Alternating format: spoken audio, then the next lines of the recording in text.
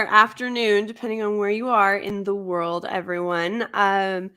Sorry that I am running a bit late. It turned 6 and I, yes. So anyway, I'm here this morning with someone who is just one of my favorite people, kind of, sort of. But Stig Kenobi, how are you doing this morning? I'm doing splendidly. I had breakfast and everything's good. Paid all my bills today too. Oh my goodness, look at Yeah, you. I don't owe Um, a dime anywhere. oh gosh, I wish I could say that. I don't have that many dimes left though, but still it counts. Do you have 2 dimes to rub together though? I think I might even have 3. Ooh, look at that. I think Yeah, I have we're an like, oil nation. We have extra money. oh, I've heard. We were an oil nation, Yeah, and then we uh, weren't. yeah. Someone plugged the pipe. Mm-hmm. Yes, they did. But how's your day going? It's about noon there for you, right? 12:30. Yes, it's going quite well. No complaints. Good. Been uh, been watching The Last Kingdom, season 4. Superb TV show. Better than Game of Hmm. Thrones was at its peak. Um, my husband and I had actually started watching that. We'll have to go back, but like we watched it when season 1 dropped, and that was years ago. Um, Season 5 just aired, and that's the last one. yeah. They stopped the show too early. I think they said. Don't know why. Budget maybe, but Mm. it was supposed to be longer. But I don't think they screwed up the ending though. So they just Hey, that's that ended is it. always a plus.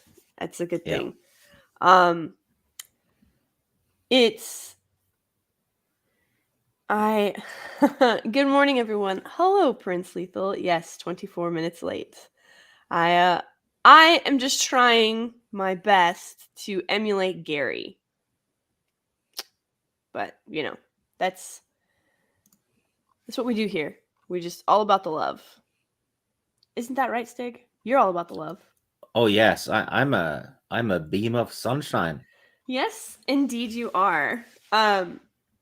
Well, if you don't mind, I'm going to hit the one super sticker and the super chat, and then we have a donation.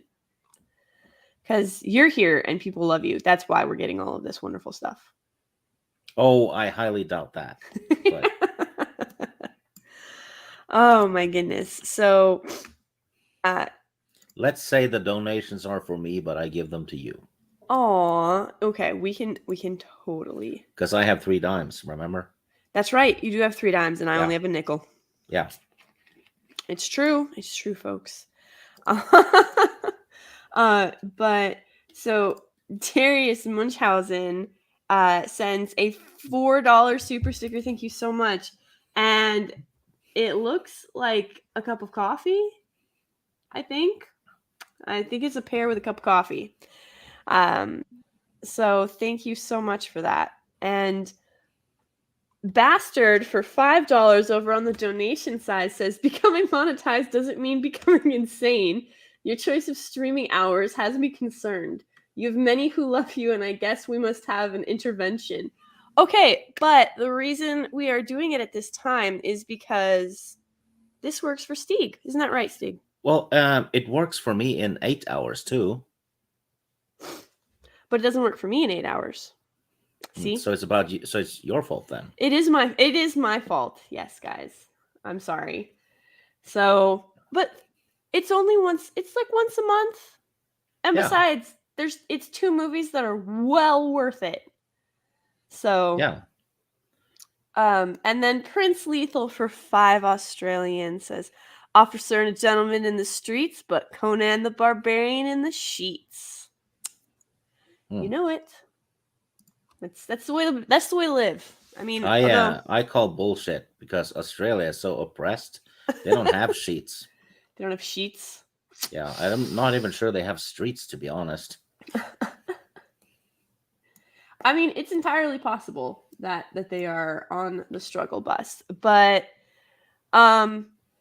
I just wanted to good morning, everybody. Legionist, good morning. George Hilton, Captain Trek. Oh, good morning. And you've said Captain Trek, and I know that has, because my brain does funny, weird things, but did you see what Alex Kurtzman is doing to the next iteration of Star Trek?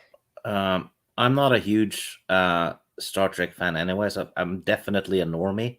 I watched all the movies, including the Abrams ones, which I thought was shit because it didn't. Then you're definitely not a normie. You're definitely it didn't not a normie. fit with the older movies. No, it didn't. You could tell right away. But when it comes to lore and all that, I simply don't know. But I know Kurtzman is a C word, I believe. There is. We can also go with the H word, hack. Oh yeah, but that's a given these days. It's sad but true. In this case, not so sad as much as it is infuriating. Actually, being a hack is the norm now. I know, and I don't understand. It's almost like a template. Yeah. It's like, oh, you have no idea what you're doing, but you know the main characters' names? Sure. Let's let it go. Yeah. Oh my gosh. Raging Rhino. Good afternoon. I think it is for you. So yeah, I think they're 8. No, it's in the evening.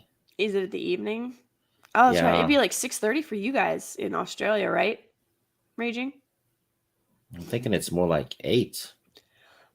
Well, depending on which side of Australia they're on. Yeah. Good morning, Sultan. Yeah, I think because I know I'm 12 hours behind. Okay. That's right. I forgot time change. So 10.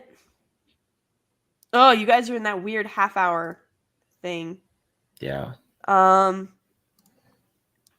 Okay. They don't even get a full hour. That's how fast they are. Right? So it's insane. It's just sad. They're not even allowed to have proper time. So it's the English that did it to them, you know. It is 2200 minus 06 is so about 13 and a half, 14 hours ahead of me. Not bad. Yeah. Y'all should go to bed. 10 p.m. is late. No, I'm just kidding. Thank you for coming by. I appreciate it. But Stig and I, we kind of do a thing. We do? We do a thing, and it's called Blockbuster Archives, where we just watch really good movies. I still think I give better homework than Stig, because... Not this time. I gave him Raging Bull, and he gave me Alligator. Yeah. Come on. Everyone in the chat knows that Alligator is a better movie than Raging Bull. Come on. It's a big alligator eating people in the streets. What's not to like? I think we did I think we split last time. I think we did pretty much the same. Yeah, I wouldn't. I've been saving the statistics for our scores. Yes, well, and I have them in the description. So if you want to see what we've scored the last 4 movies, individually and then combined, you can go look at the description in the previous streams. But today we get to talk about, I think, 2 really good films. And I don't know why, I guess my first question to you is, which one do you like better? I grew up with Conan. I know. So, yes, today we're covering the 2 films from 1982. Stig's homework was An Officer and a Gentleman, and my homework was Conan the Barbarian. Yeah. So, but before that, we have the history lesson.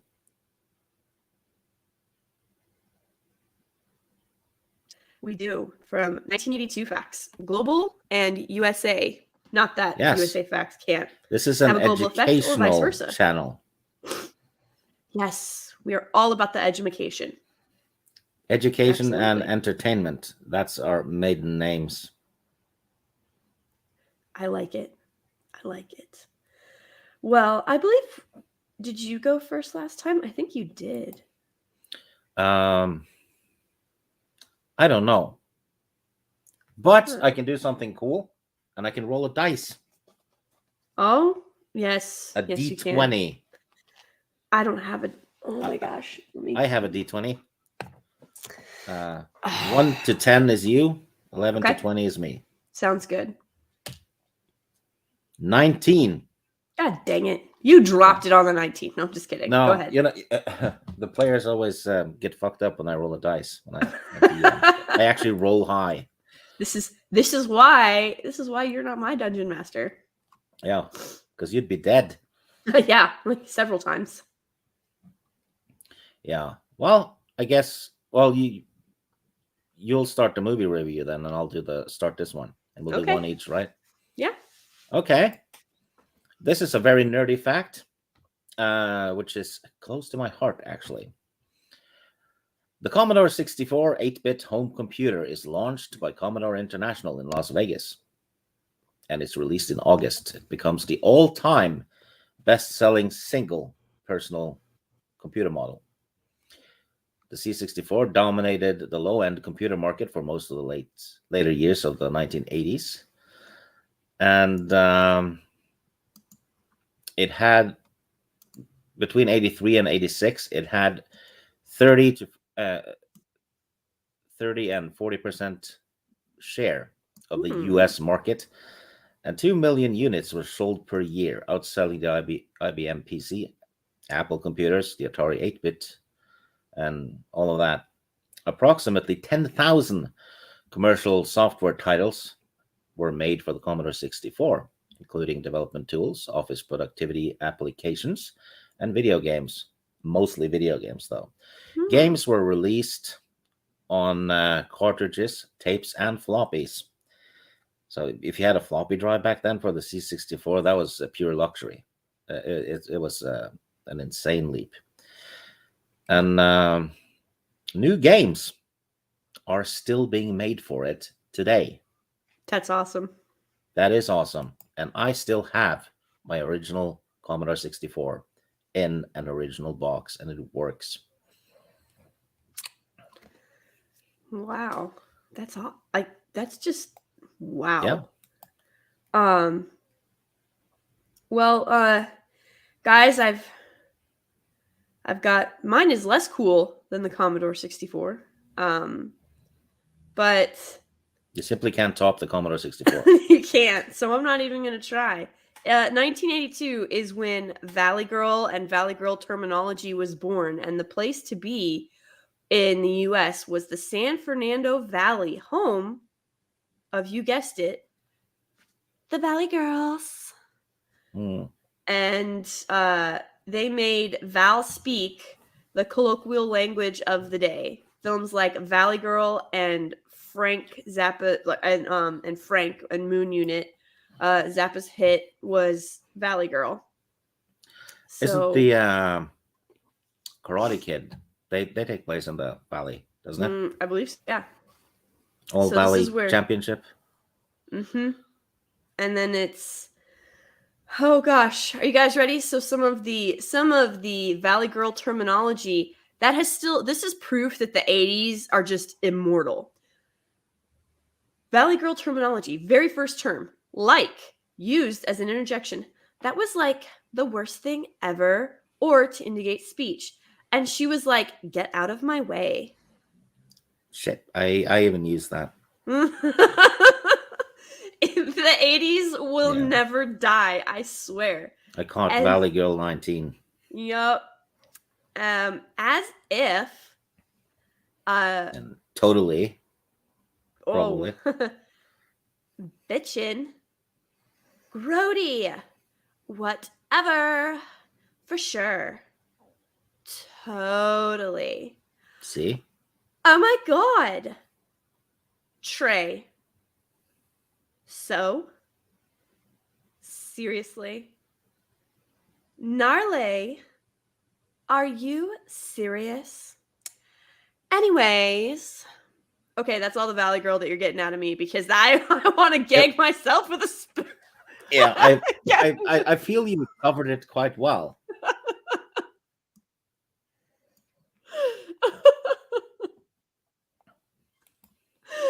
Yes. Oh my goodness.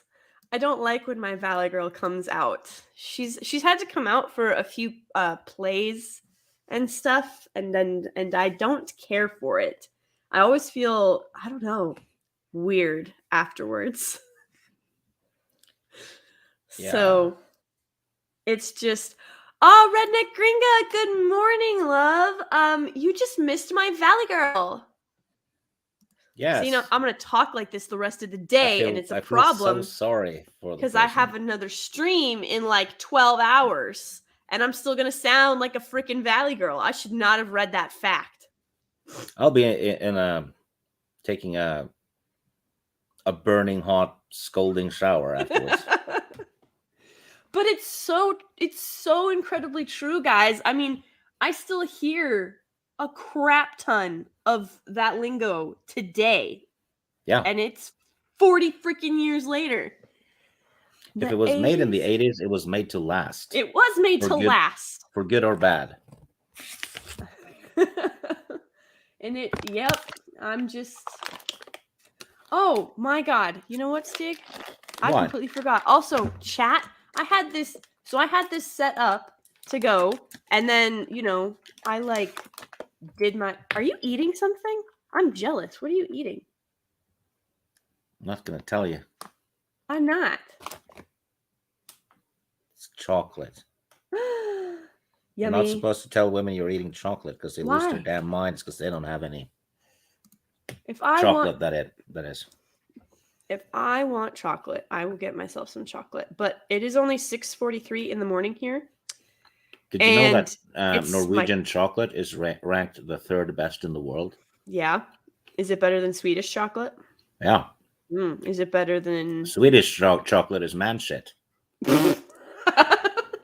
Clearly, you've never had a Hershey bar. Because you think Swedish chocolate tastes like gold. No. Everything from Sweden is shit, including the people. Oh my god. What about Swiss chocolate? Swiss is great. Okay. What about German chocolate? Yeah. German chocolate is good. I'd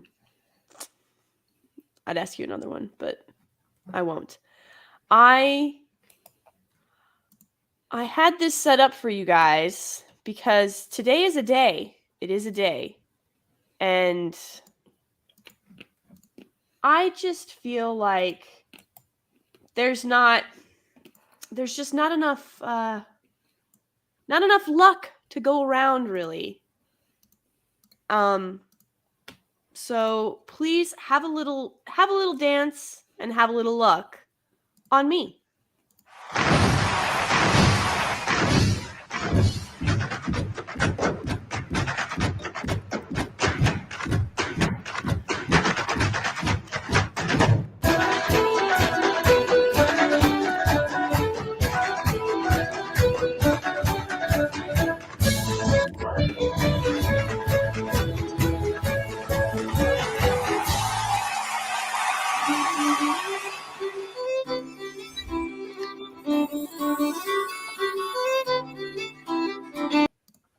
Happy St. Patrick's Day! Yes, to everyone. You know what? It's not a thing in Norway whatsoever. That's so I'm sad. very new to it. I grew up in such a heavy German and Irish American family and region that it is very much a thing. On Wednesday, Mara and I are doing our monthly top 10 list, and we're doing Irish stuff on Wednesday. Clogging better be on that list. I don't care if it's not actually like ancient Irish tradition. But, I think the criteria was it has to take place in Ireland, be about something Irish, or have an Irish lead. Well, Legionist, you're going to have good luck today. I promise. It's St. Patrick's Day. You have to have good luck. Oh, man. But I agree, Captain American chocolate is not good. Have you ever had any American chocolate? Yes. Okay. My D&D group sent me kind of like a care package, Mm-hmm. and it had some American candy in it. Holy God, there's a lot of sugar in it. I know. And It's not I even got real sugar. It's refined sugar. and I got some tea, and there was I think it was from Florida. It was an alligator chocolate, like a solid milk chocolate thing. That one was good. Alligator chocolate. I'm trying to remember.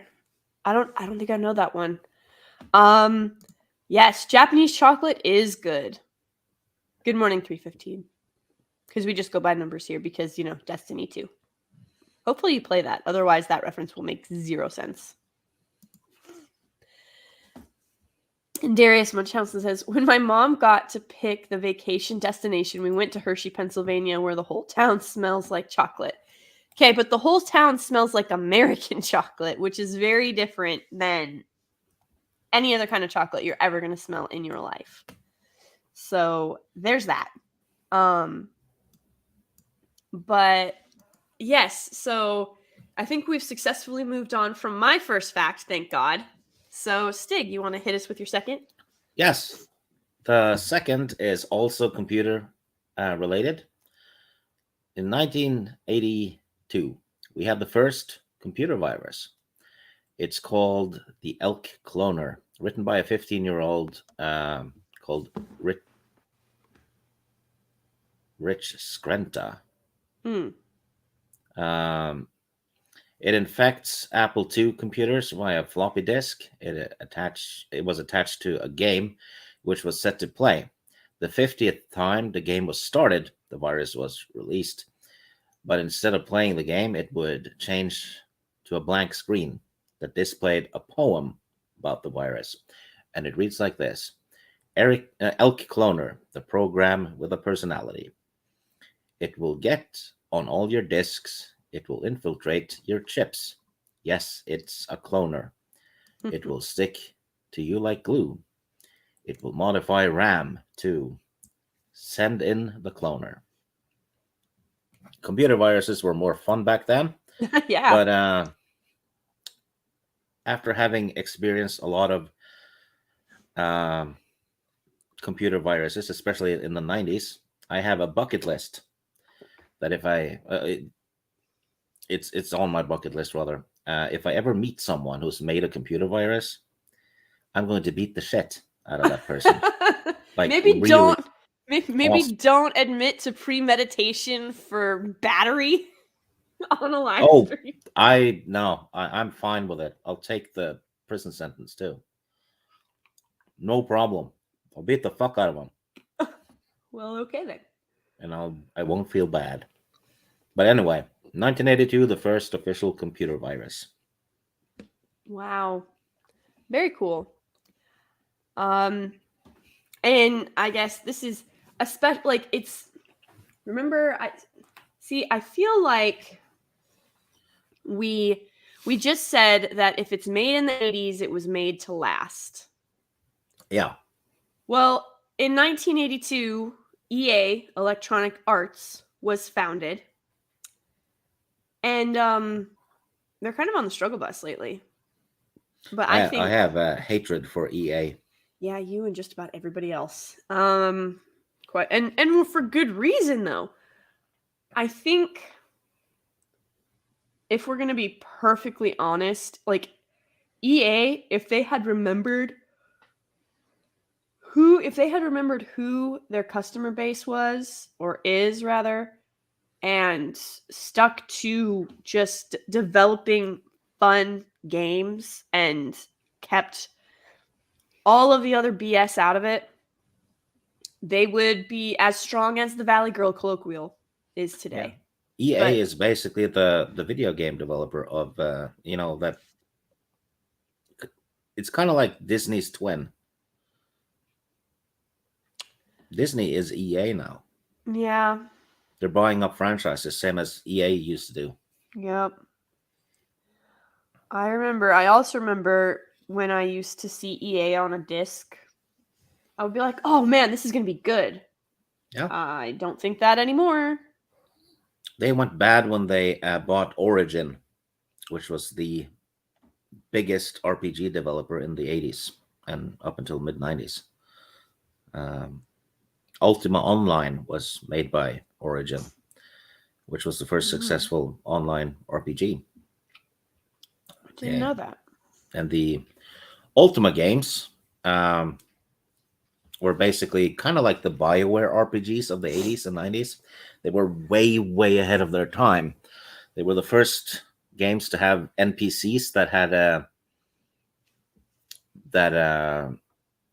had cycles, basically. Mm-hmm. You know, they would work at the store and then go home. Yeah. And all that stuff. So some of them would even cheat on their wives. You could find that out too by where they went at night. First games to have day and night cycle. First games to have to let you play as a non-straight character. Wait, what? I was told that we couldn't do that till 2016. Yeah, well, Ultima 6, I think, was the first one who did that. That's 1990. Oh, look at that. Darius Munchausen just comes in with it at the same time. Ultima series was highly influential on computer RPGs, way ahead of their time. It's Ultima Underworld, which was a spin-off. The developers of Wolfenstein went to visit the company that was making Ultima Underworld, and they saw what they were doing, and that inspired them to make Wolfenstein, which is basically the grandfather of first-person shooters. So it even inspired that. If you haven't played Ultima Underworld, it's amazing. It actually holds up quite well. I will have to give it a shot because I have not actually played it. So I will I definitely will. But I just, it's so hard to, even going back 15 years, it's so hard to imagine how EA, how far they've fallen legitimately. You know what I mean? They're gonna, the next company on the block, I think, will be BioWare. If the new Dragon Age doesn't do well, I think But you know, all the talent has left BioWare anyway, so they have like a weird SJW in charge of Dragon Age now. It's probably why most people don't care for. Oh God, what is it? Because I like Dragon Age Origins, and I even like Dragon Age 2, but it's the other one. Not Inquisition? Yeah, that's yeah, it is. It is Dragon Age Inquisition. All my girlfriends really love that game. I do not. I didn't like the second one because you had no control of the character. You played a person named Hawk, and no matter what you did in the game, the choices you made, it didn't affect anything. Yeah, I didn't, like I said, I liked the first one. I didn't mind the second one, but I really did not like Inquisition. I couldn't figure out why all my girlfriends really liked it. And they're like, it started extremely slow. The first areas you get to visit are pretty much empty. And, you know, I normally would be okay with, I'm like, okay, I could be fine with that if it's like, if there's a good payoff in the end. But for me, at least, it didn't really. It had a passive, villain. He only shows up a couple of times. Yeah. But in between, you're basically dismantling everything he's achieved. And he doesn't make any counter moves. Yeah. So he's just sitting there letting you do whatever. Yeah. And my girlfriends were much more interested in like the love story arcs. They were like, oh, you can end up with the prince, or you can end up with the fighter or whatever. And I'm like, is that really all you care about? Like, is that like? I'm not surprised one bit. I actually remember being on the BioWare forums, and piles of people were asking for a skip combat button because they only wanted the story and the romance option stuff. Why? Okay, how touch deprived are people that they need to live vicariously through a video game? Like they Yeah, have to and watch why play an RPG if you're going to remove everything RPG from it except like cutscenes and dialogue, I guess. I mean, if an RPG has a skip combat button, then that genre is lost. Yeah, I'm not. Oh, and I heard so Razor Fist brought this up a little while ago, and he said, "I'm not saying that westerns died when they became overbloated, long-running, nonsensical, um, like films that forgot what makes a western a western." He goes, or that it's a cycle that comic book movies seem to be on. And that phrase popped into my head because I heard a rumor that Morbius is supposed to be 4 hours long. What? I hope that's a lie. Because I'm telling you right now, I felt the 3 hours of the Batman. I haven't seen it yet, but I'm gonna give it a chance though, because if I have to pick one favorite superhero, it's probably always going to be Batman for me. Yeah, I'm just gonna not. Okay, I'm gonna make no comment. My review will it's almost done editing. I've got like 19 videos in editing, Stig. You know this. I've told you. Like Yeah. you're the one who was like, do not take time off of your day job to do YouTube stuff. And I'm like, but there's so much work to do on the YouTube stuff. And he's like, they'll get done when they get done. Don't start any new videos until you've finished 10. How about that for a rule? I can try, but I doubt it because I have a lot to say. The recording is really easy for me. The editing, so that it's not super low tier, is really hard. My editing skills are novice at best. I'm still definitely an amateur hour when it comes to editing. What about this? Until you have finished 10 videos, you're not allowed to talk about the Lord of the Rings. There you go. That's motivation. They'll be done tomorrow. Yeah. Dear Lord. Or if you don't finish 10 videos by Sunday, I'm gonna burn my 50th anniversary collector's edition Lord of the Rings. No, you won't. I know you won't do that. I'm gonna film it and blame you. No. No. I'm gonna tag your channel and your Twitter thing in the video. I'm gonna be I know that's fake. I know that's like a cake or something. A cake. A cake. You made a cake to look like the 50th anniversary edition.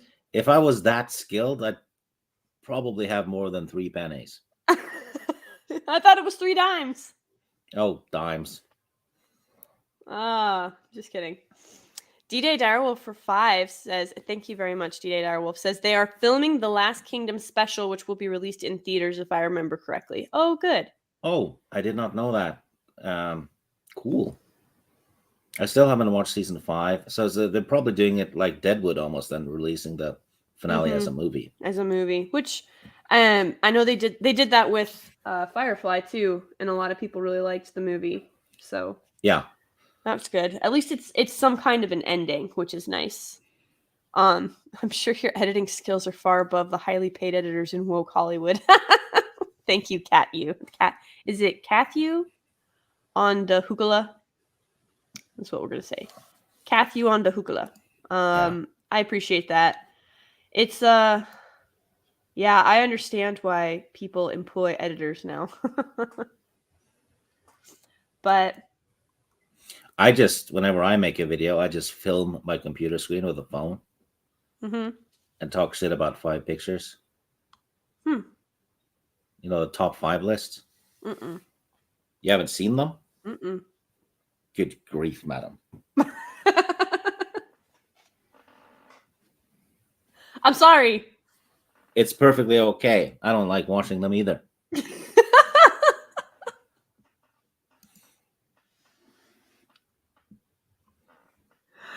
I watched most of your cringe stuff though.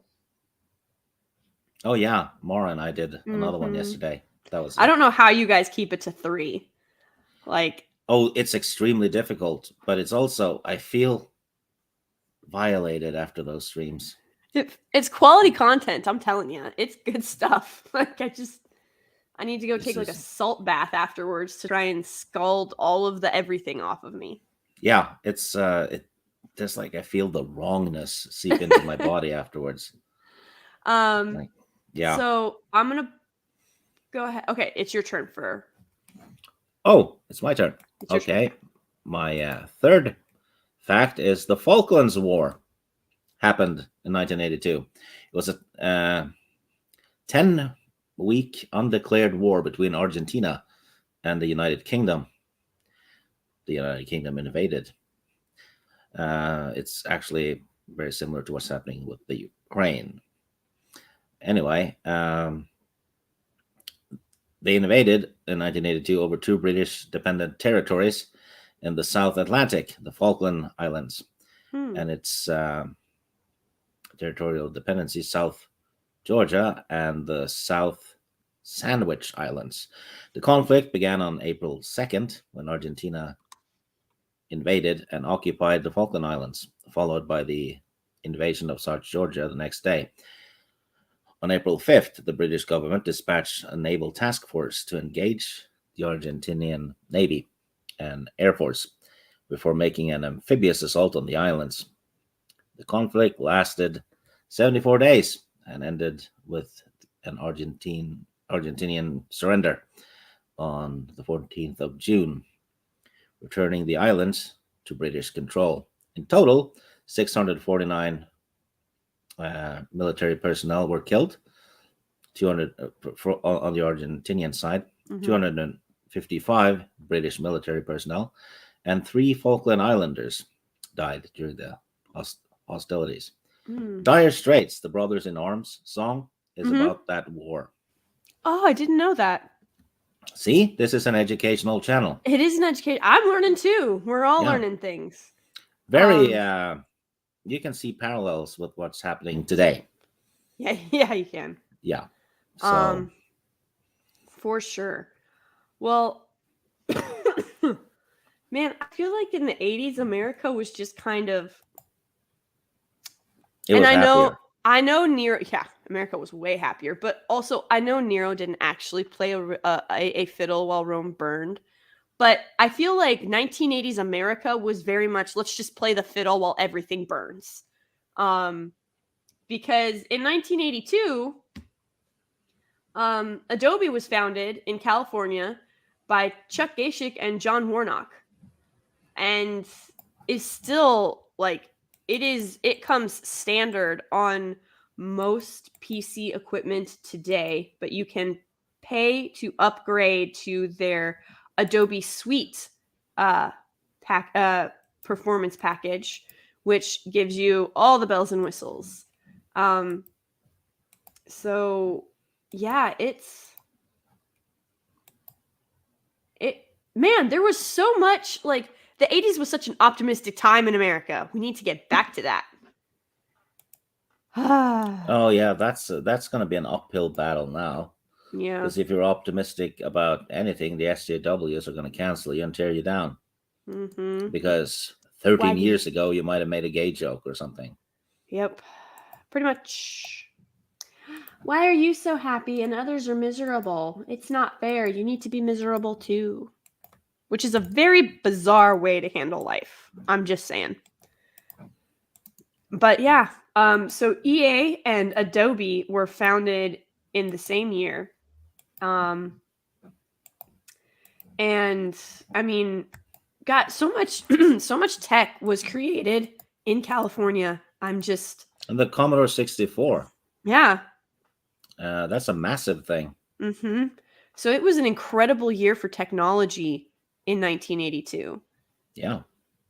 And I mean, America was just a different place. Like, we thought we were going to go to Mars and have you can look at the Back to the Future movies and really any of the 80s movies that dealt with like a sci-fi theme on like in a future time with the like, I mean, even Terminator, for all of its horror elements and action element, like when you get to the end, she's doing the voiceover. Sarah Connor's doing the voiceover where she's looking into the future with hope. She has a baby on the way. Like all of these good things. Yeah. And she's really optimistic. And So I mean, Return of the Jedi the year after mm-hmm. had a very optimistic ending, which was destroyed a few years ago, but still. Mm-hmm. But regardless, it's just even our pop culture back then was just so much more optimistic. We were convinced we would have flying cars by the year 2000. We'd have a colony on Mars. I mean, shoot, if you watch, and I mean, not that I don't love Colin Farrell, and I think he did a pretty decent job, but it was still a reboot. But Total Recall, if you watch the OG Total Recall, man, That's technically 90s, though. that is technically 90s, but there's But like this weird, yeah, there's this like right at some of the 90s, because I'll say Demolition Man also still kind of captured some of that 80s magic as well. So there was yeah, some transition left from the 80s to the 90s in some 90s films, like yeah. the Jurassic TMNT Park. movie, Jurassic Park, Demolition Man, Total Recall.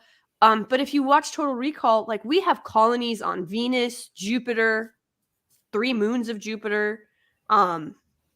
You can like go play games in the rings of Saturn. And it was such a different, more optimistic, hopeful time. And I Yeah, just and it was probably the heyday of fun, goofy platform games yeah. as well. Mm-hmm. And it was a good time. Like when you looked at a situation and it was dark and gritty and it was full of despair, you'd be like, we can get through this. We're going to come out the other side of this. Like mankind, we as a species, we always overcome. And that is just not the mentality Well, in this decade. that's actually a good point, because remember all the sports movies in the 80s? Yes. Karate Kids, Bloodsport, all that. It was all about the underdog overcoming adversity, Mm-hmm. and they earned it. That's the thing. It wasn't just given to them like what's going on now, which is why we have Yeah. all those awesome training montages. Yes, I miss a good training montage. And I don't mean the training montage where like it's a girl who does 3 push-ups and then she squirts herself with like a water bottle. Like no, I mean like an actual Rocky-esque training montage. I miss it so much. I think that's why I was so excited for the Creed movies. But Oh, even they were awesome. but even they were not 80s Rocky. Have you watched No Retreat, No Surrender? Yes. Yes. That Yes. one is gold. It's I mean, the hero is trained by the ghost of Bruce Lee to beat up Van Damme. And there's several montages in it. Yes, there are. It's, you know what?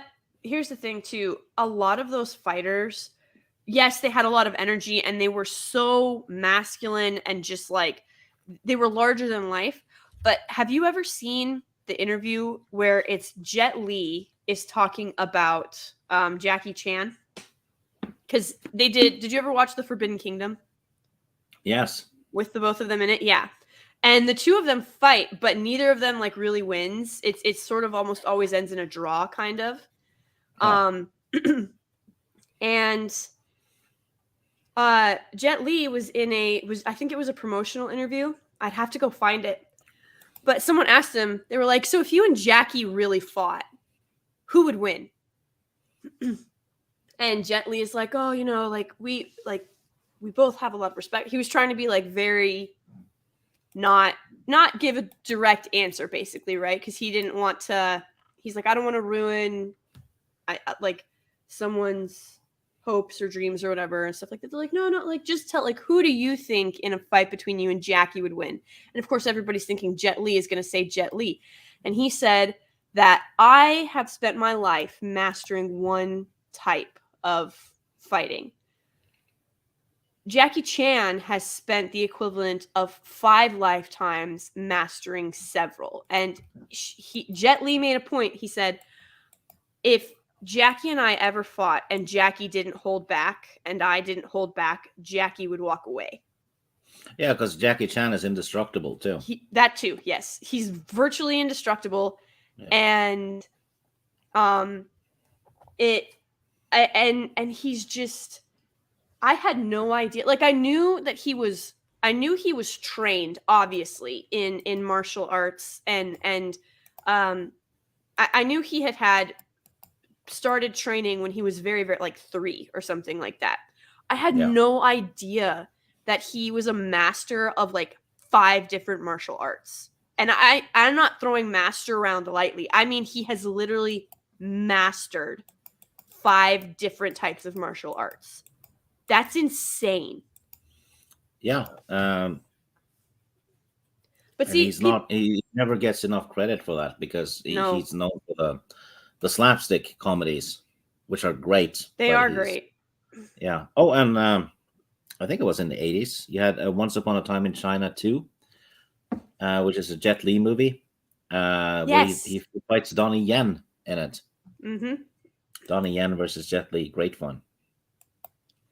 Jet Li is not looking well these days. He's got a thyroid thing. Yep, he's got a thyroid issue, and you can tell. It looks like he aged 20 years in 6 months. Mm-hmm.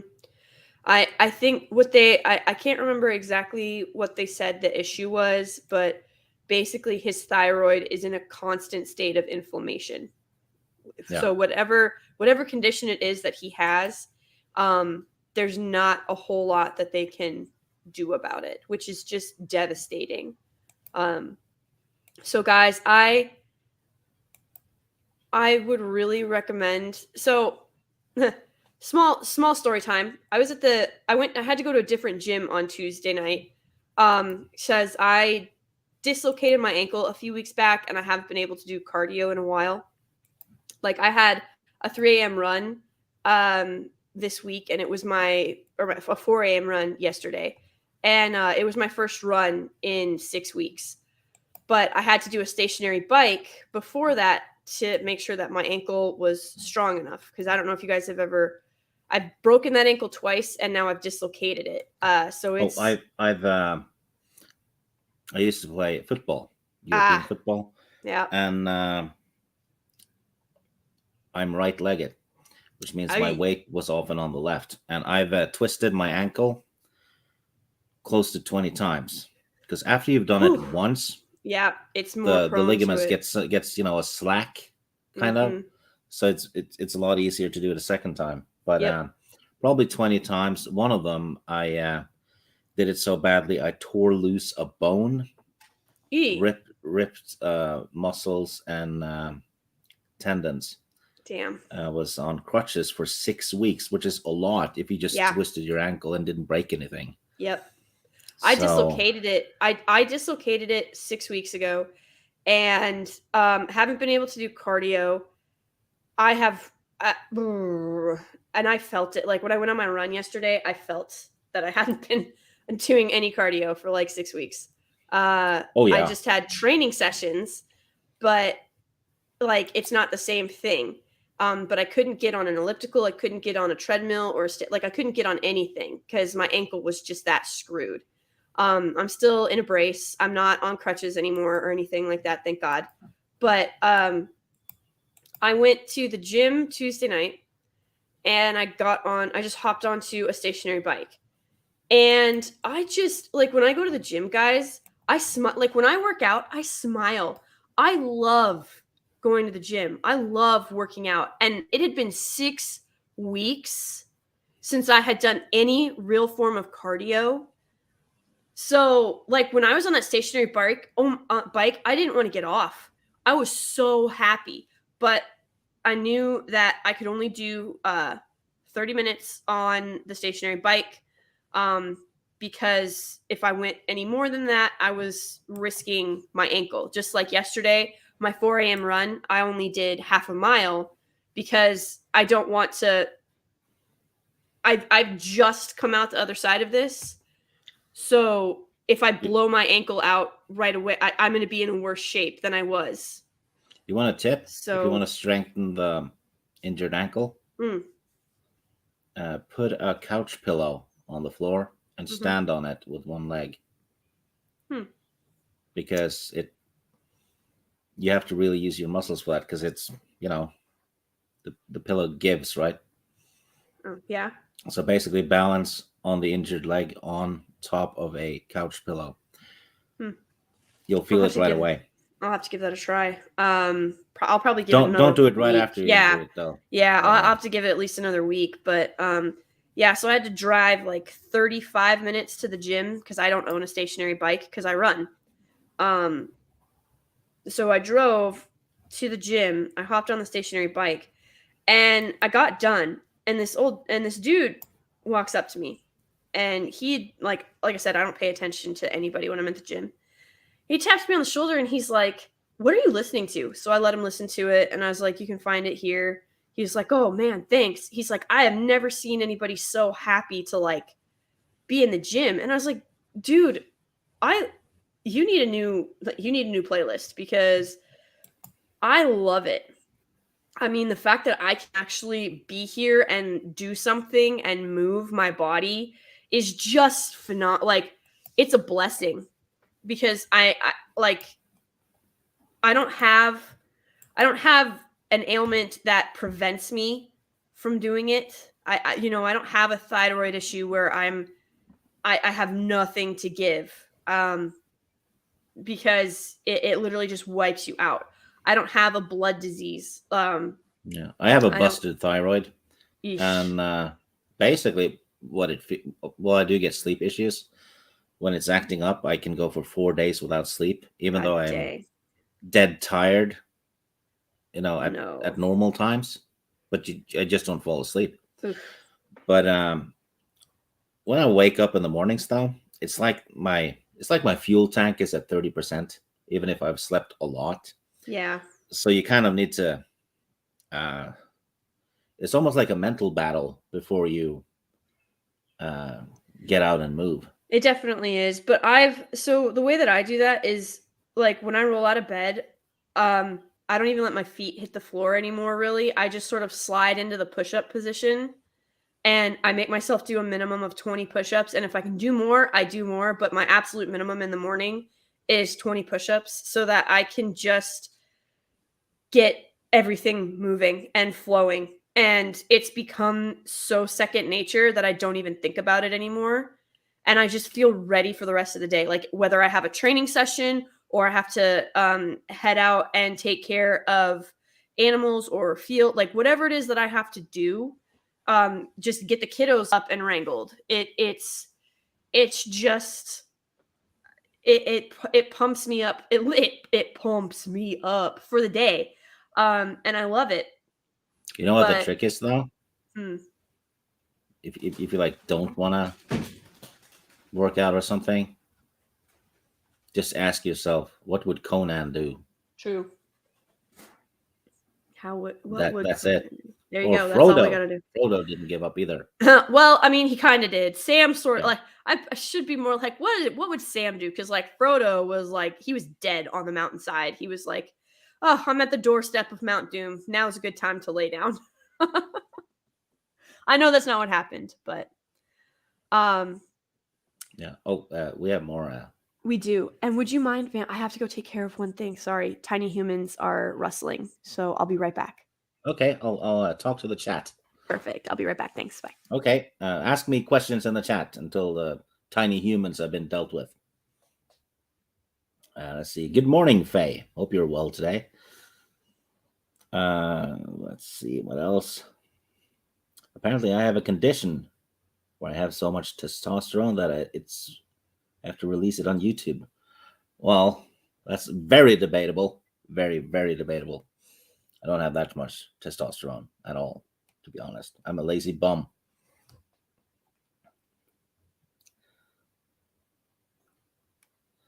Let's see.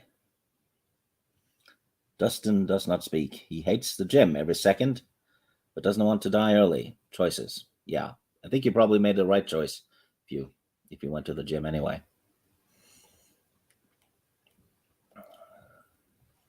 I hate gyms too. I don't like working out in public for some reason.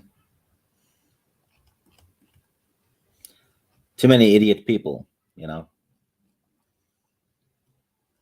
Don't want to be around idiots.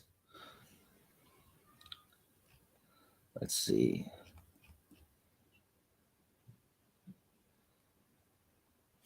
Okay. Felbriggs Videos is asking me, what's my favorite Jackie Chan flick? You know what? I think maybe I'll go with Armor of God. Because of it's like Indiana Jones-ish, but with a lot of fighting, and the stunts are amazing in it. So if any of you haven't seen Armor of God with Jackie Chan, watch it. You'll probably be very entertained. There's something to be said for simple, fun movies. Not everything has to have a deep story. Sometimes the better ones are just the straightforward, simple ones.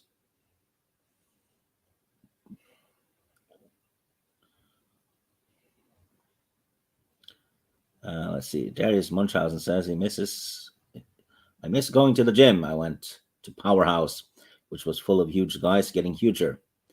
Now all I have available is Planet Fitness, where they have the lunk alarm. What's a lunk alarm? I never heard of that. I never heard of Powerhouse or Planet Fitness either, though. We don't have those in Norway.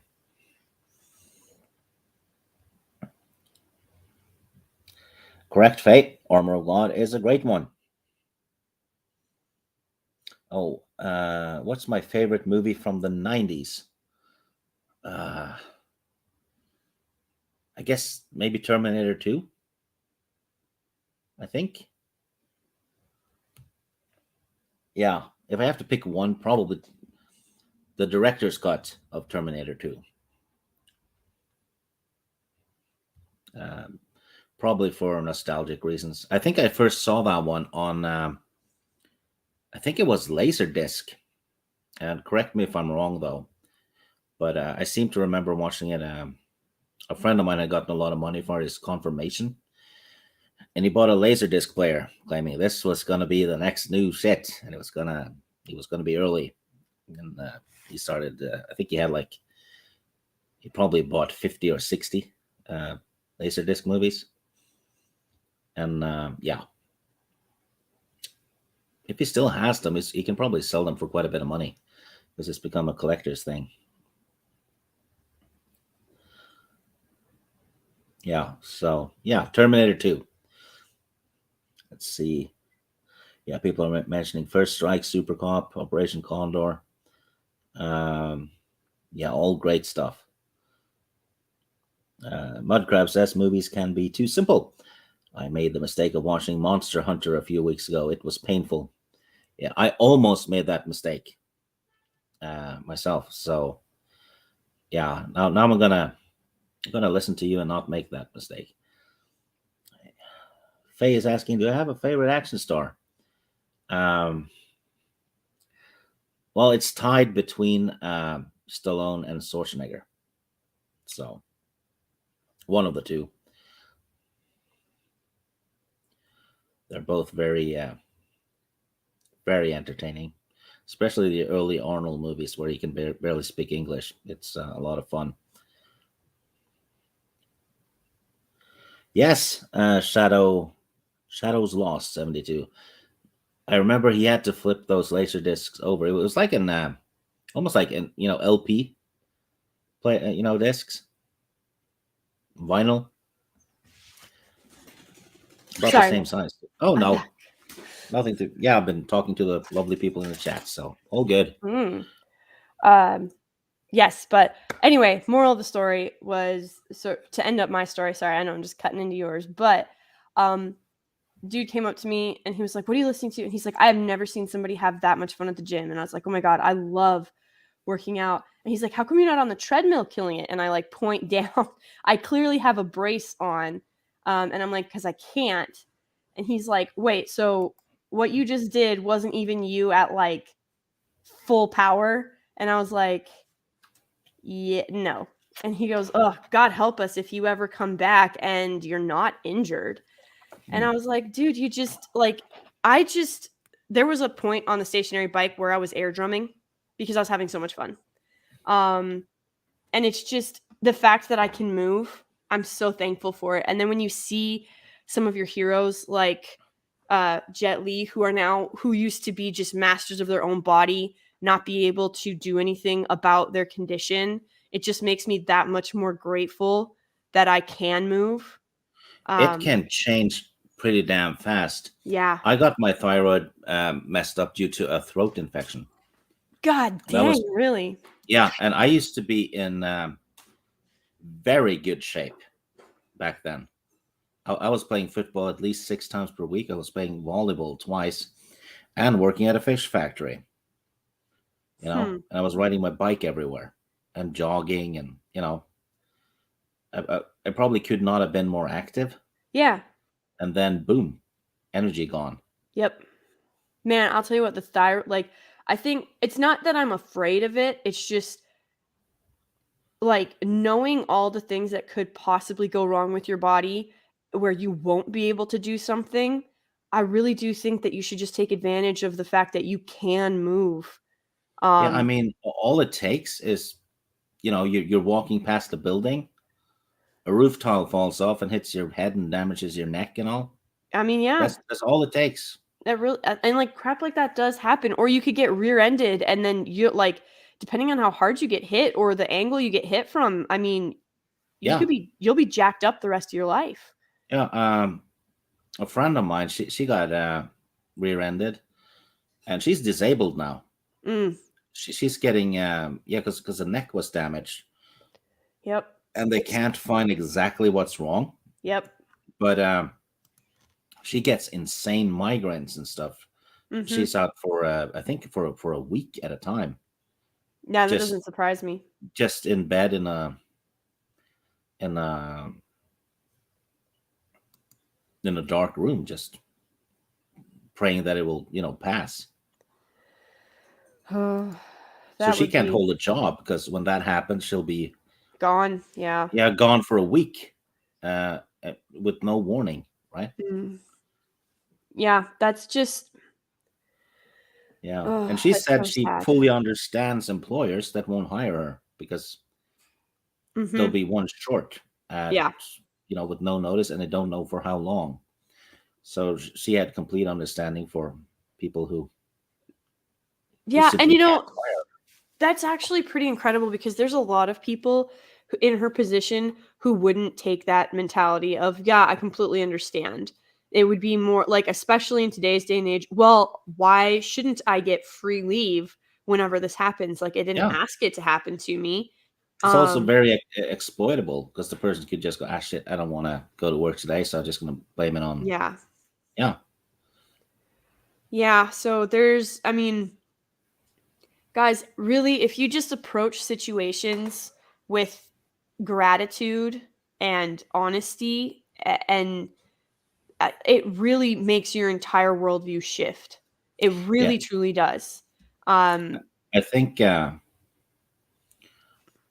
if something like that happens, it's very easy to just think about the stuff you can't do and mhm. what you've lost rather than focus on what you can do, Yeah, you know, I think because because you knew like so I mean, I have buddies. I got one buddy in particular who is legitimately a hero of mine because um he lost his left leg and his left eye, and his left arm is pretty much, if he moves it, it's in pain from the burns. yeah, Um, he was in a MRAP, and they hit a daisy chain IED, and I won't go into details about what that means, but he when his rehab was, and he'll never actually be done with rehab, you know, like it's one of those things where he's always going to be in the process of healing because of everything. But the man does, and he was left-handed. He was a lefty. It's one of the things we bonded over because I'm ambidextrous, and so we would do stuff left-handed just to mess with people, and they would always just look at us really weird. But we got I'm a semi-ambidextrous. Yeah. When I was in the army, we were doing the silver badge sharpshooter thing. Yeah. And in Norway, you have to shoot silver for 10 years to get the gold. Yeah. Okay. So I never did that, but I got the silver one with an AG3 assault rifle. Yep. And I did it right away. And I had like 3 or 4 clips left. So I just tried doing it with my left, right? And the lieutenant shows up and says, you know, what the heck, you know, are you doing? I'm like, I'm shooting with my left. And he's like, yeah, you know, you're wasting ammo. And I'm like, no, I can actually do this. So he made a bet with me that if I managed to shoot silver with my left, he would clean my rifle afterwards. And if I didn't do it, I would have to clean his boots for a week. Ooh. So I took the bet, and of course, I got silver on the left as well. That's awesome. And he had to clean my assault rifle, and then he suggested that I should have 2 rifles, one for each arm. One for each arm. Just and I was like, no, because I hate cleaning the damn thing. Let's like, I don't want to clean 2 rifles. Well, yeah. See, in America, so I'm left eye dominant, which means I sight and I scope with my left eye. I can do it with my right eye, but I am far more accurate with my left. I tend to be left of center when I shoot with my right eye, but I can Kentucky windage it now that I sort of know how my right eye focuses. But the problem is we do not use AG3s in the U.S. military, as I'm sure you're aware. Oh, that they're old. I mean, the one I had was made in '67, I think. Yeah. We use the M16A2 service. We use the M16A2s. And so the port, where the casing comes out, for those of you that don't know, when you look at a bullet, the shiny stuff you're looking at is called the casing. Or what we just call it affectionately hot brass, because when it comes out of the ejection port, it's hot. Yeah.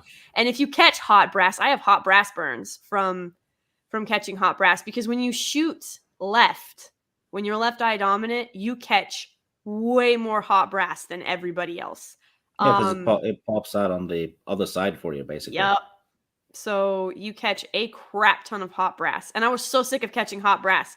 So I decided to sight in on my right. And my block coach was like, "Did you switch?" And I said, "Yes." And he was like, "Why?" And I said, I pulled down, I pulled down my collar and I showed him. I'd caught in 6 hot brass that day. And he was like, "Oh, that's nothing." And then this man pulls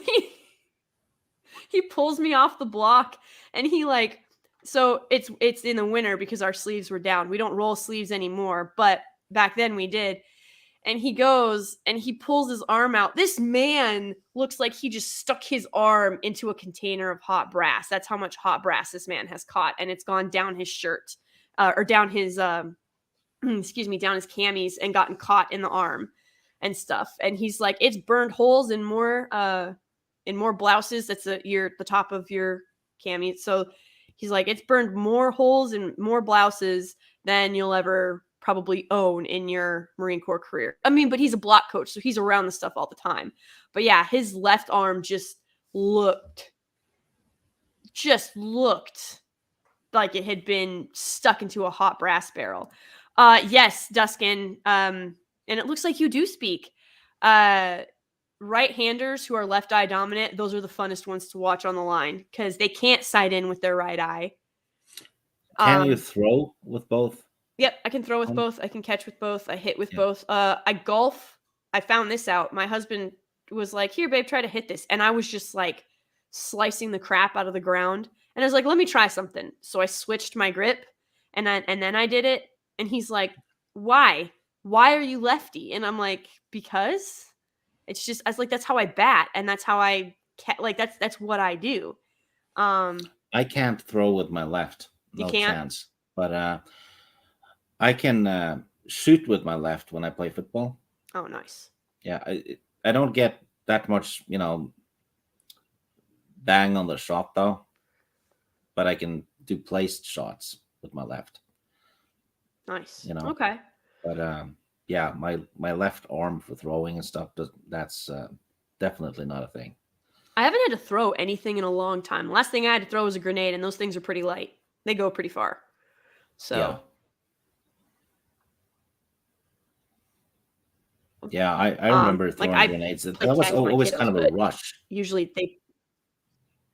Yes, I loved it. And I always wanted to see it. Like whenever we were training, I always wanted to see it go boom.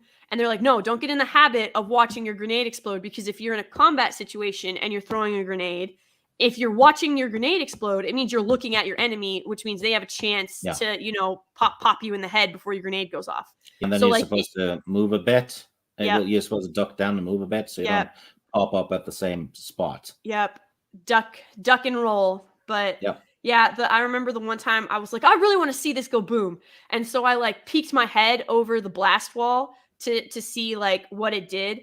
And my freaking I don't even know, like I forget exactly what his billet title was, but he was a gunny. He like picked me up by the cuff of my blouse and like threw me to the ground. And I was like, "What the actual frick?"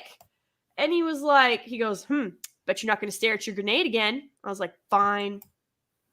My lieutenant smashed me into a tree because we were practicing close combat stuff. Oh, dang. And he was feeling playful, I guess. So it was like, he said that I think he said he would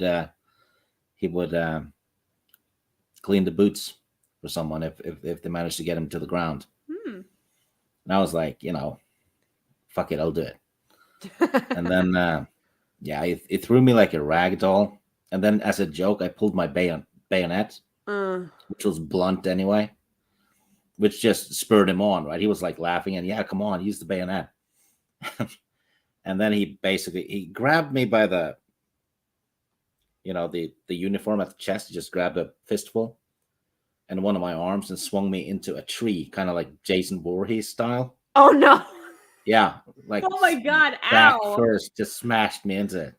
Ow. Yeah, and I'm like, yeah, I think I'm gonna clean my own boots, because that guy was, there wasn't an inch of fat on him, nothing. The guy was just muscles. I bet not. Yeah, so I tried, and I got credit for trying, and then it was fun to see the other ones though, because he was asking if someone else wanted to try, and they were like, focusing on other things, looking up at the sky and whatever. But yeah, I felt that one. Holy shit. I bet you freaking did. Holy cow. Yeah, he just threw me like I didn't weigh a damn thing.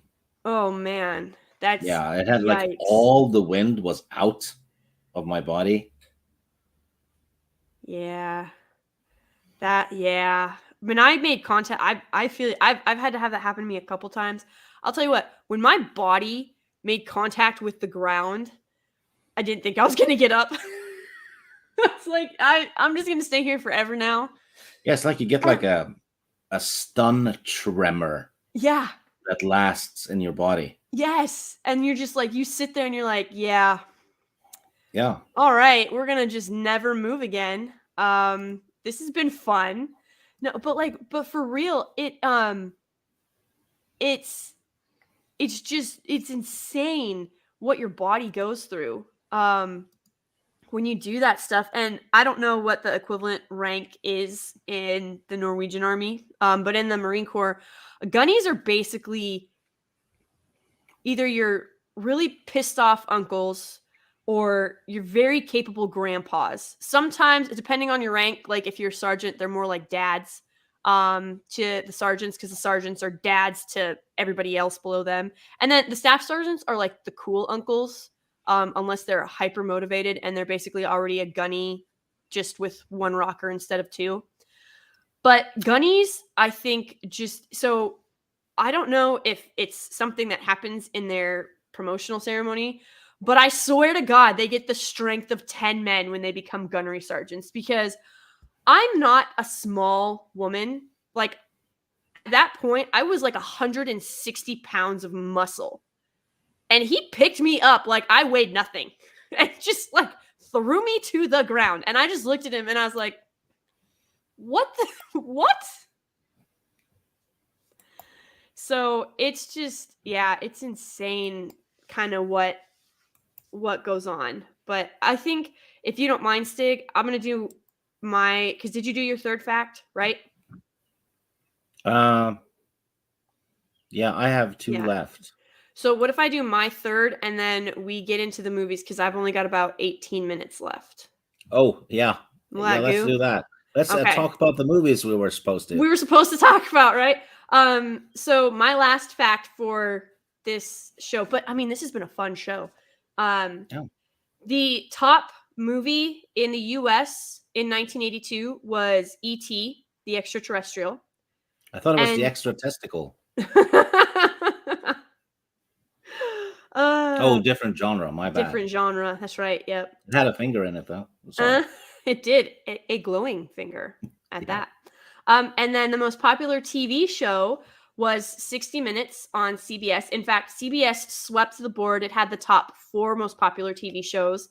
And the number 1 Billboard song in 1982 was Olivia Newton-John's Physical. Yeah. So even that was a positive thing. So yeah, we've got great stuff. But I just want to throw this in here because I've never heard of this movie, but apparently the number 9 movie in 1982 is a movie called The Best Little Whorehouse in Texas. Yeah, Christy wanted me to watch that. I've never heard of that before in my life, but now I must watch it. Burt Reynolds sings in it. I definitely need to watch this. So those are our fun facts. Sorry, I know we kind of cut them short. It's been a little bit of a chaotic but fun and educational morning this morning, Stig. Wouldn't you agree? Oh yes, I always absolutely agree. So let me see. So I will just jump in really quick with my homework. We both, as you guys know, Blockbuster Archives, we do a little bit of history of the year from the movies we're reviewing, and then we pick a movie that isn't necessarily the number 1 movie of that year. Like I said, neither of us have E.T., which was apparently the number 1 movie from 1982. So we like to pick movies that maybe we've seen or heard of before. And, in the case of 1980, I had never seen Alligator. So, and Stig had never seen Raging Bull. So it was a nice kind of exchange. Yeah. To be fair, it's more of a sin not to have watched Raging Bull, because that's a bit, it's the bigger movie and it's a classic. It is a classic, but it is definitely a hard watch. I just try to pick random movies though. That's so I don't, do 2 comedies in a row or anything like that. I just try to mix it up. Yeah. So we've gotten a little bit of everything, but I think this time around it was inevitable that we were going to do my homework, which is Conan the Barbarian, starring none other than Arnold Schwarzenegger in his prime as Conan, as the title character. And I have, of course, seen this movie before, but it was so great to revisit it. There's so much to love in this movie. The dripping masculinity being one of the things, because God, I forgot how much I just love masculine men on screen. If you watch films from today, there's a lot of pussyfooting around, and I can't deal with it. Meanwhile, if you go back to the 80s movies, you know, it's they don't put up with any of that. Mwah! Bye, Prince Lethal. Much love. Have a splendid evening. I hope you have a great evening. Thank you for hanging out. It means the world. But yes, I love looking at the screen and Conan's just pure masculinity, and he overcomes so like he gets enslaved. He watches his entire tribe get obliterated. Like they're not even massacred. Like they're just wiped out. Yeah, holy shit, it's brutal. It's freaking brutal. He grows up, he breaks free of slavery, and he hones himself into a weapon for vengeance and just becomes indestructible. And I freaking love it. And of course, what is best in life? To crush your enemies, see them driven before you, and to hear the lamentations of their women. Like, yep. God dang, it's just so freaking. It's so heavy good. metal. It is. It's like the movie's like a Manowar song. It is, and I love it. Oh my God. My only gripe with it though is Conan growing up as a slave. That was not in the source material. No, it's not in the source material. He was born on the battlefield. His mom didn't die. Nope. And his village didn't get slaughtered. He just left to become an adventurer. But we are not talking about the source material. We're talking about the movie. Yeah, I know. But they absolutely captured the atmosphere, though. They did. It was, yeah. I think it could have been done great the other way too. But I will say this approach definitely. Oh my God! It was just so. It was savage. It was barbaric. I mean, yeah. They took Conan the Barbarian and they just like slathered it all over that film. Like, did you see the deleted scene where, when Conan's running from the wolves? Yeah. There's a deleted scene, or rather, it's not deleted. It's a blooper. Really? Because he's supposed to climb up those rocks, right? Uh-huh. But Arnold's not quick enough, and the dogs catch him and tear him down. Oh no. Yeah, and he goes like, wow, and falls down and just, damn it, I'm bleeding. And the dogs are just all over him. You can just see his hand stick up from, the pile of dogs and shit. Oh no. I mean, that's hilarious, but also, god dang. But, Arnold Schwarzenegger has a history of animal cruelty, and most of it is from Conan. Because he punches a camel, he kills wolves, he bites a vulture to death, kills horses. In the second one, he punches a horse. But he didn't really kill the horse. No. No animals were harmed, but I was like, he didn't actually do those. Like, PETA needs to calm down. Yeah, but still, it's like probably the actor who has killed the most amount of animals or defeated the most amount of animals on screen. I'm fine with it. Because he's done crocodiles. Didn't he fist fight a reindeer? Yep. In the Christmas movie? In the Christmas movie, yes, he did. Yeah. Yes, Conan also kills snakes. Yeah, I'm totally fine with it.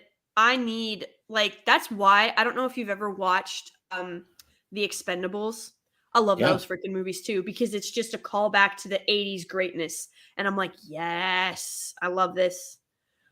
Specifically the first one, but the other ones aren't terrible. But if you like Conan, go watch Solomon Kane. I love Solomon Kane. MJ Bassett, and she's taken over for Red Sonja. So I have a little bit of hope for that movie now. Yeah.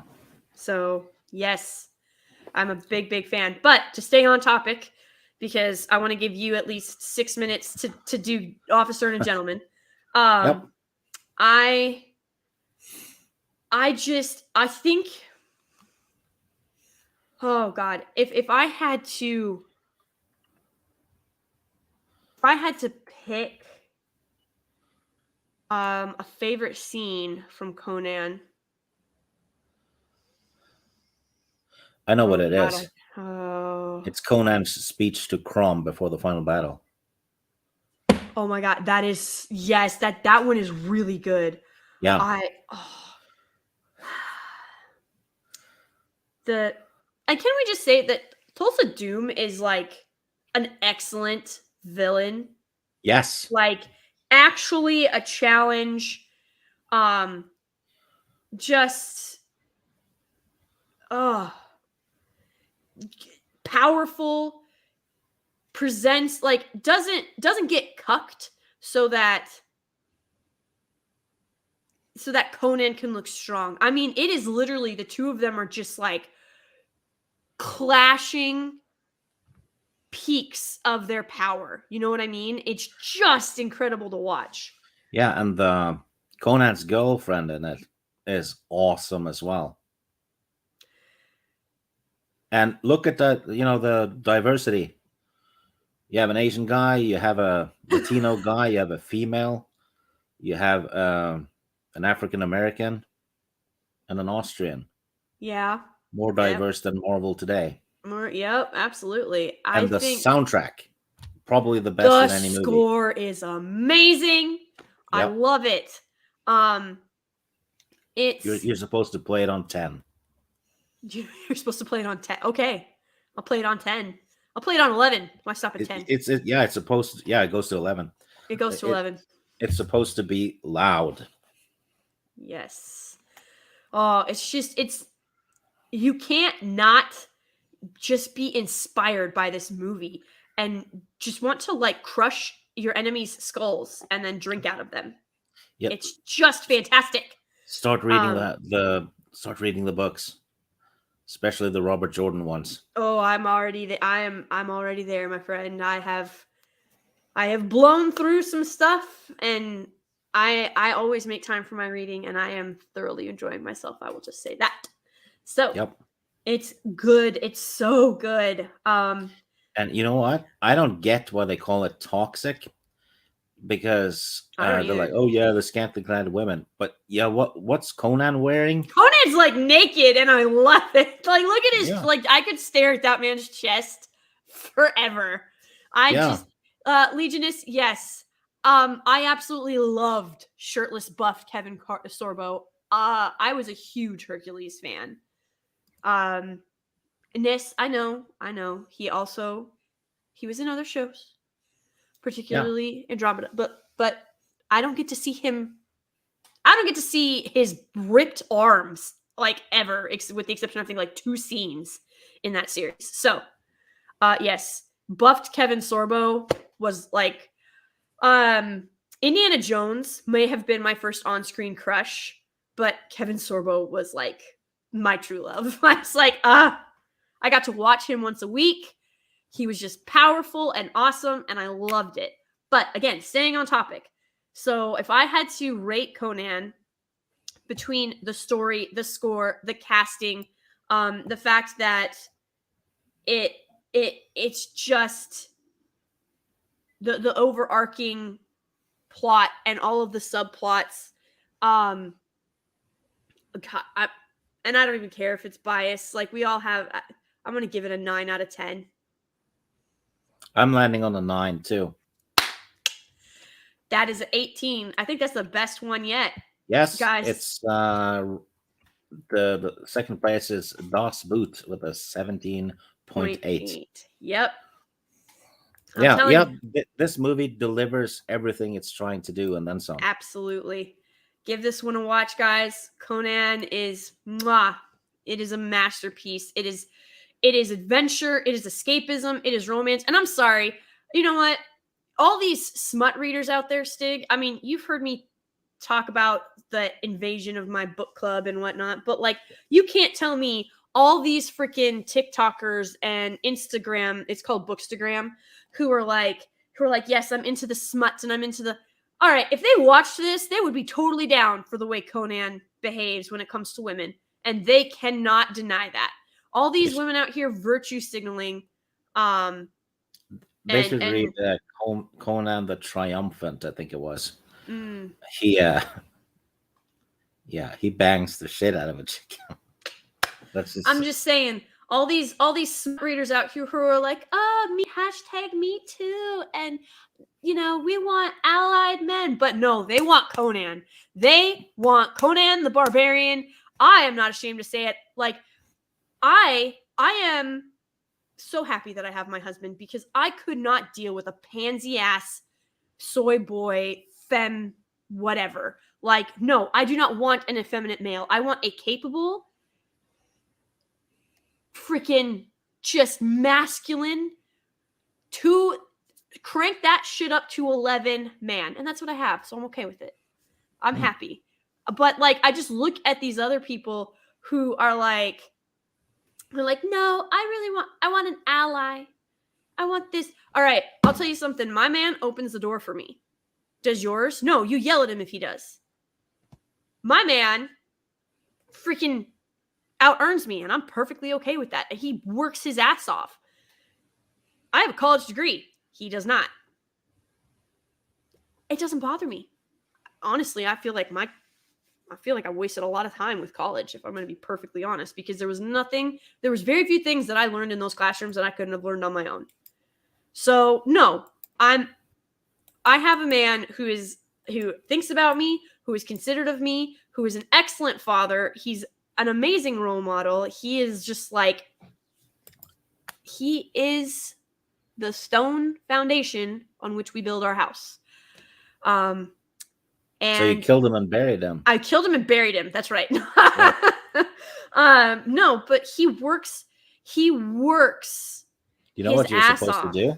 If you kill someone and bury them in your garden, you're supposed to plant. If you take rare plants and plant them above the corpse, the cops aren't allowed to dig it up. Yeah. See, Stig's over here teaching everybody how to get away with murder and acting like I didn't already know that. But yes, guys, yes, Conan, give me Rocky, give me Rambo, give me Martin men. Riggs. Yes, give me Martin Riggs. Give me men. Yep. Anything I can do, you should be able to do better. That is the motto that I live by when it comes, especially to something physical. If I can outdo a guy in any kind of physical anything, we have a problem. Now, if it's legs, I mean, it's a known fact. Women are stronger in their lower bodies. Men are stronger in their upper bodies. So if it's like something to do with legs or whatever, you can train and you'll be able to eventually surpass me in like legs or whatever.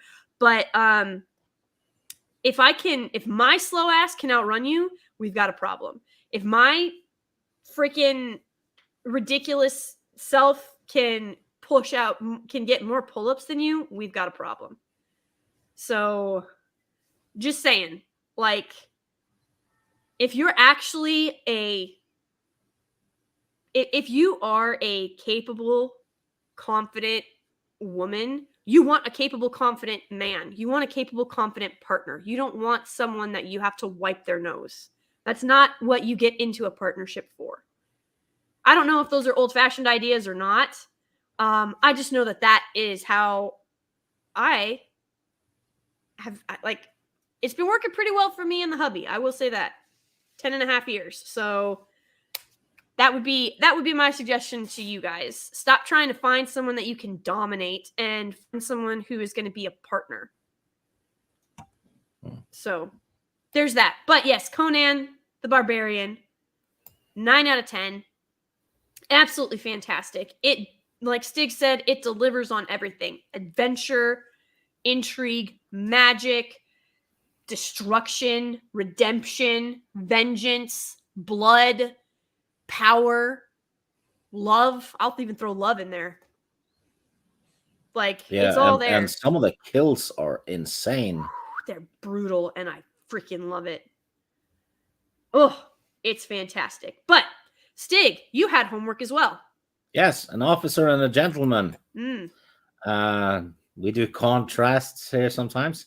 Mm-hmm. Richard Gere and Deborah Winger. Richard Gere plays a guy who wants to be an aviator. And he's trained by the fantastic Louis Gossett Jr. plays Yes. his sergeant. He steals the show. Mm. Um, and it's basically about the training and him actually becoming a man, isn't it? It really is. And Um, it also ties into, or rather, it brings up the fact that women will sleep with pilots, yeah.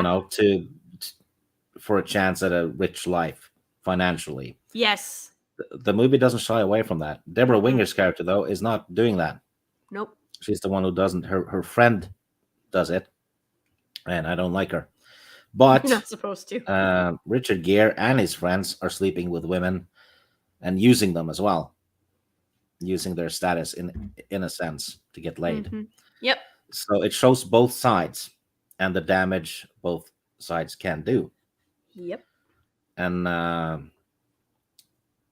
and Richard Gere's friend hangs himself because his girlfriend says she's pregnant, and he wants to marry her. And because he has dropped out, she admits no. There's well, she doesn't admit it. She says there's no baby, Yeah. and he hangs himself because he's basically Hmm. lost everything in one day. In one day. So And she's a classic gold digger. she was a gold digging bit. You're not supposed to like her. And Yeah, you're not supposed to like, yeah, you're not supposed to like the friend. And I think one of the most and, powerful scenes in this movie, actually for me, is when uh Louis Gossels Jr.'s character is like, "You're done, you're finished." And he's talking to Richard Gere, and um, he's like, and Richard Gere's character's like, "No, you can't. I've got nothing left. I can't. Like, you can't do that to me." And it's really like these two. So he is a gunnery sergeant in the Marine Corps. When you become an aviator, all aviators go through the same training. So like if you go to Annapolis, it's known as the Naval Academy, but you can choose either the Marine Corps route or the Navy route. When you go to Naval Aviation School, you are trained by Marines because we just do it the best. FYI.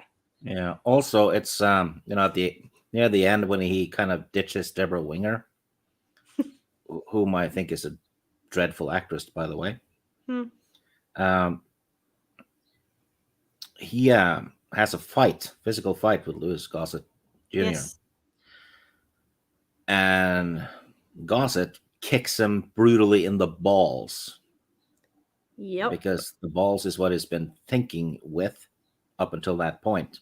Mm-hmm. So I think it's a bit symbolic because after that is when he goes to the factory and picks up Deborah Winger and carries her off.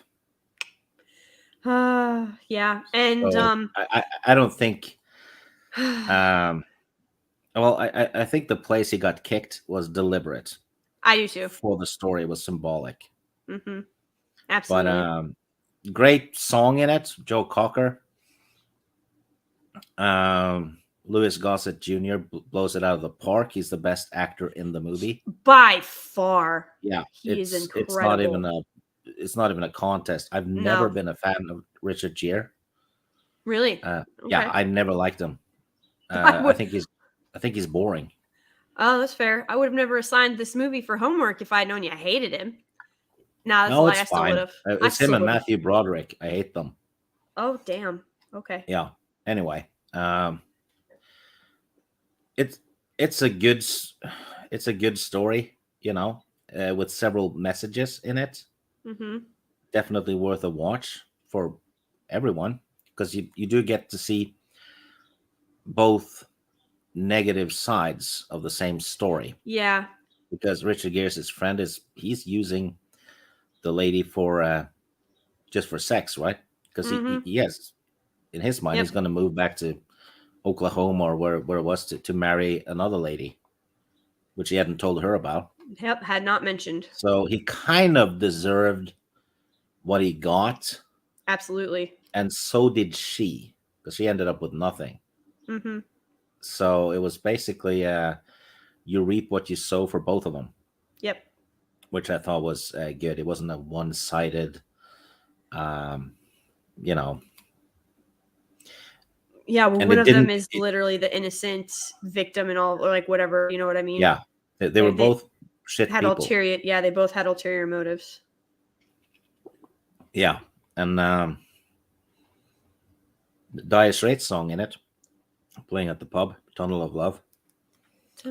Noticed that, but yeah, I'm landing on a 7 though, because I thought Richard Gere's acting was good in it. Yeah, I didn't think it was terrific, but it was good, and I always thought Deborah Winger was overrated. And if you watch the show called The Ranch with Ashton Kutcher I and have Sam watched Elliott, that. Yeah, she shows up and she's terrible in it. she is quite terrible in it. Actually, I don't care for her in that, but yeah. So I always thought she was overrated, but likable character though. Probably the most genuine character in the movie. Mm-hmm. You know, but yeah, I'm landing on a 7. I landed on a 7 as well for this. I thought it was actually going to be higher, but when I rewatched it, I realized a lot of that was more nostalgia than anything, and I was having fonder, like honestly, kind of like what Jennifer Sisko said, where she's like, I always wanted to be carried off like that, like we all did, but you know, once, because you remember some of the highlights of the movie, but then when you actually go back and watch it, you're like, oh man, no, like he's actually kind of a crap person. Yeah, the highlight is Louis Gossett Jr. Absolutely, by far. Yeah, I prefer their friendship, like the respect that they eventually garner for each other, and then the friendship that they forge. I prefer that much more than his.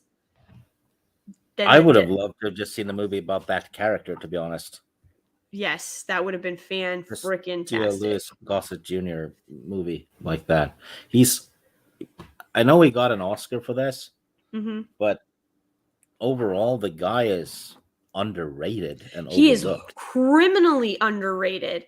I didn't even realize how much of my 80s, so many of the movies I love from the 80s, he's in it. And he's not a name that you ever really hear anymore. He's actually, how do I put it?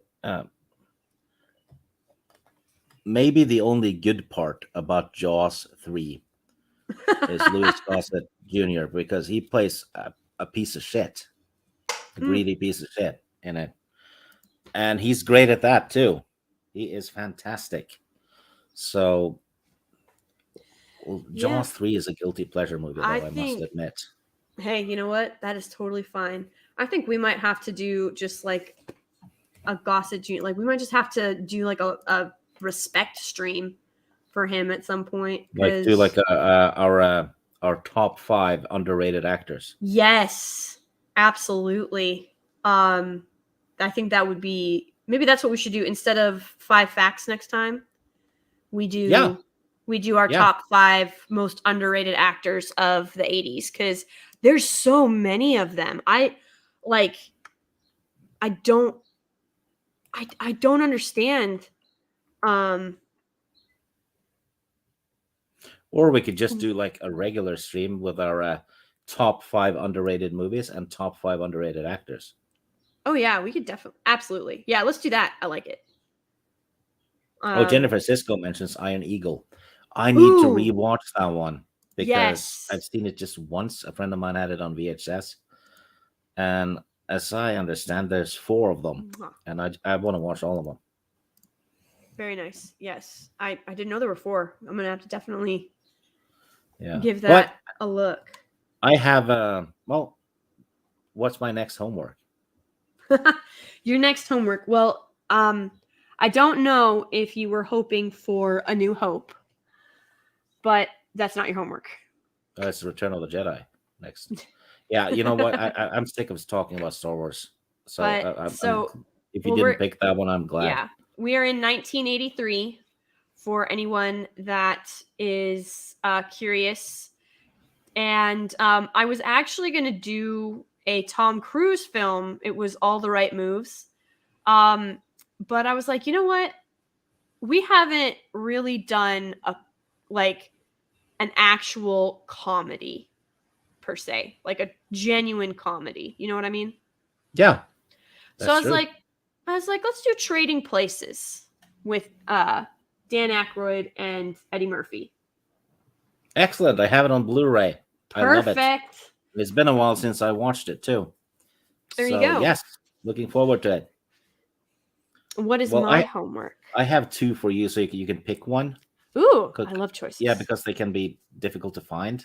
Mm.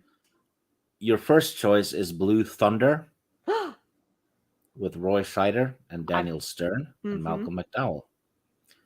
Your second choice is another flying movie called High Road to China with Tom Selleck and Bess Armstrong. It's Tom Selleck's Indiana Jones, basically. He's playing a World War. Oh, you haven't seen it? He's playing a World War I veteran. I've seen Blue Thunder.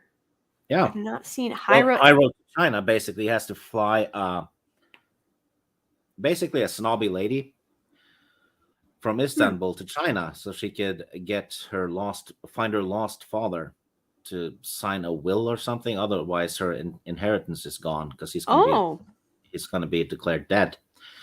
So it's a adventure movie in an old World War I plane. And, people are trying to stop them. You have Brian Blessed shows up in a supporting role, and yeah. Well, I am looking forward to it.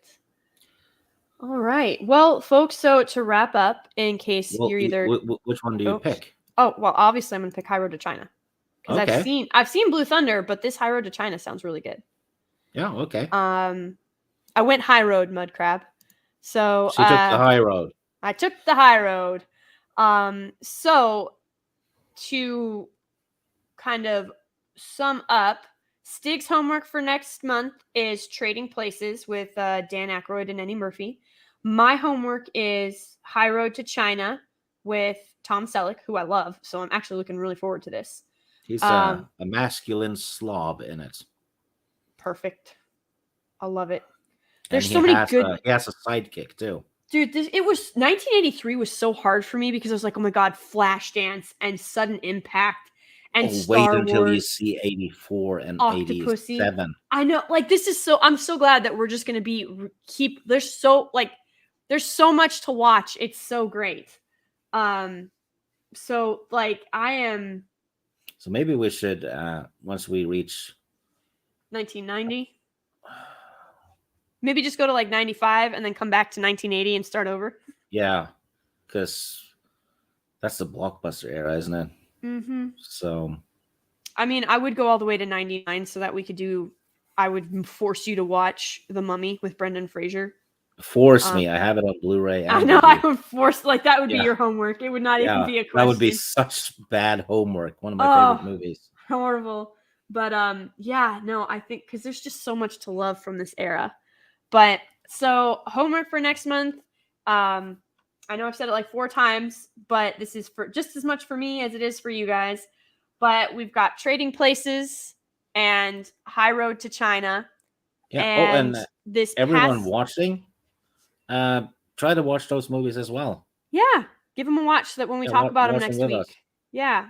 It'll give you something to look forward to. And this month's films, Conan scored a 9 for both of us, so an overall score of 18 out of 20, which is the highest one that we've had. It's so good. And then An Officer and a Gentleman garnered a 7 from both of us, which is a 14. Which puts it, let's see. Well, it's above Alligator and actually above Dragon Slayer too. Is it? Yeah. All right. So there you go. Both pretty solid 19. Like, I mean, really, there's so much to love in 1982 and 1983, guys. So you will not be disappointed. But definitely go give this month's movies a watch. Go give next month's movies a watch. I appreciate every single one of you being here. And I am looking forward to seeing you all tonight on Nostalgic Nirvana, where I am going to cover Conspiracy Theory. Good movie. It's a fan-freaking-tastic movie. It is Mel Gibson and Julia Roberts, and it is super. Patrick Stewart. Yes, Patrick Stewart is in there. But He gets Yeah. dunked in the pool. Yes, he does. But that is what we will be covering. But Stig, where can they find you if they want to come and harangue you? Well, I am on Twitter, but you know what? I'm dreadful at following back on Twitter, so don't take it personal. I just don't look at following stuff, and I've had notifications turned off and all that. So if I don't follow back, it's not that I hate you or anything like that. It's just that I'm not looking. But give me 6 months, and I probably will follow back. You know, That's but fair. yeah, and on Saturdays I'm on Teresa Morton's channel, Miss Mm, Morton Muses, yes. for Tolkien stuff. We've gone Yes. through the whole of the Lord of the Rings, We have 2 chapters per of the episode, and now we've done. The Last week we Hobbit. did half of the Hobbit because it's A not that short deep. book. Like Yeah, so I'm we're still doing the. stunned that they got 3 2-hour movies out of that book. Like, eh, wow. well, the world didn't end. The world didn't end, but whew, Yeah, I've seen worse adaptations, but this is true. on Especially Saturday we're lately. doing the second half of the Hobbit, and Yes. then I think we're taking a week or two off because And then Rennie is in jail for meth, and we're gonna be doing the Silmarillion 2 chapters at a time. Silmarillion. It's gonna be great, guys. So yeah. Oh, Thank and you. next Wednesday, on Jade Shadow's channel, Mora, she and I are doing our top 10 Irish movie list because we do a top 10 thing every month. Mm-hmm. So because of St. Paddy's Day, which I know nothing about, we're doing top 10 movies that is set in Ireland, has to do with Ireland, or has an Irish lead. So Irish Day on Wednesday Okay. at 8 That's 8 awesome. p.m. Eastern. All right. Be there or be square. Yeah, Or be round. there, or I'll set fire to my Silmarillion book and blame everyone who doesn't show up. No. Oh my goodness. Well, guys, thank you so much for coming. I hope you had as much fun listening as we did talking about a lot of stuff, not just the movies, but I think, our facts sort of took on a life of their own this month, which was fantastic. You guys were amazing in the chat as always. And give these movies a watch. Take care of yourselves. Shoot me a message on Instagram or Twitter. And of course, I'm here on YouTube. I have a ton of videos and editing, so you guys are going to go through like feast and famines sort of areas with me. But don't worry, they are coming. And I have memberships now, and I've got already 3. My top tier is known as the Grave Master, and I've already got 4 actually. I have 4 requests from my Grave Master members, because when you become a Grave Master, you get the perk, give the people what they want. And so you request something of me, and if it is in my power to give, I will do so. So that is where we have landed. But just you guys being here means absolutely everything. Thank you so much. This was an absolute blast, and I can't wait to see you later tonight and then Saturday on Miss Martin's channel. And I might be doing some more stuff with Lethal Lightning. We just did a Sailor Moon stream 2 days ago, and it was fantastic and fun. So I'll be around. Much love to you all. Happy St. Patrick's Day, and take care of yourself, guys. Bye.